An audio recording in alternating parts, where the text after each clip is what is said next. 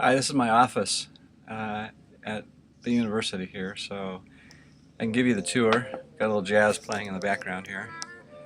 A lot of funky stuff in here. Pretty small. I actually have a window, and sometimes known as Narnia. So here's the gig.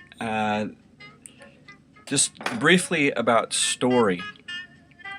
This book, Sue Monk Kid, When the Heart Waits. I read that at a very critical time a few years back in my spiritual walk. And one of the things that she says, she goes through this kind of exercise that she did for herself, trying to imagine the masks that she was wearing. And you can think of a mask as something that we hide behind, but originally for the Greek, it just meant role, the role you played in theater. And so think of the roles that you play or that you have played in your life, the roles that are important to you right now. That's, in one sense, it's the deep spiritual formation question, who am I? Who am I really at my core, essentially? And so when you begin to think about that, some roles are necessary. I'm a parent. I am a teacher.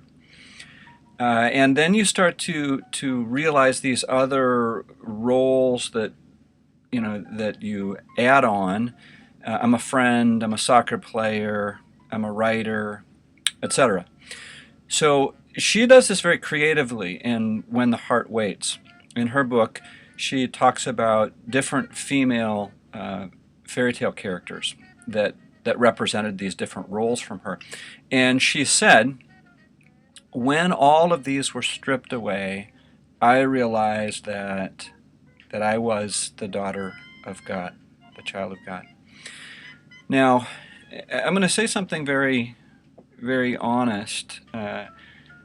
About 4 years ago, as I went through that process and I was going through a fairly dark night experience, I realized a lot of the roles I hadn't recognized that I was playing. And when one by one those were stripped away, if they were stripped away, what was I left with?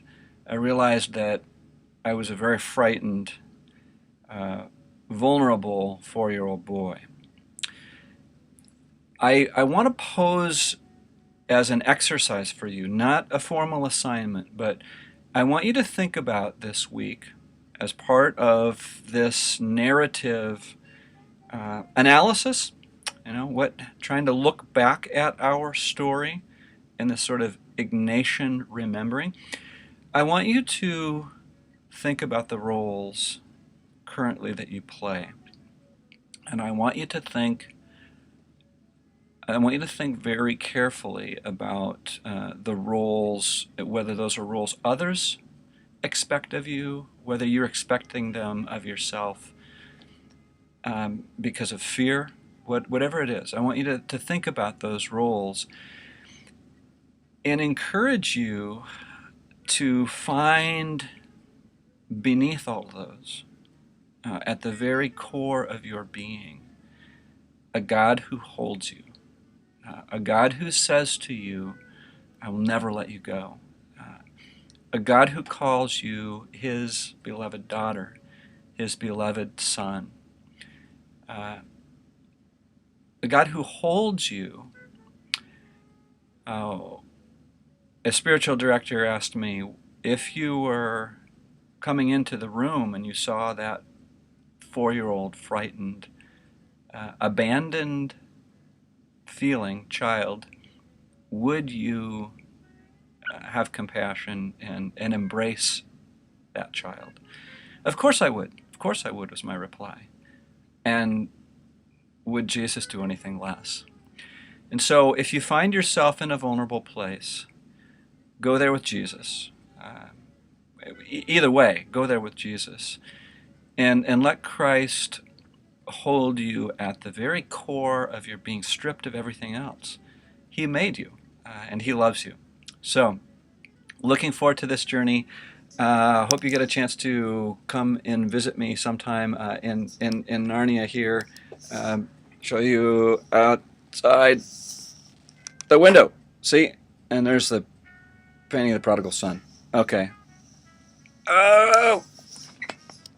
Love you guys. Ciao.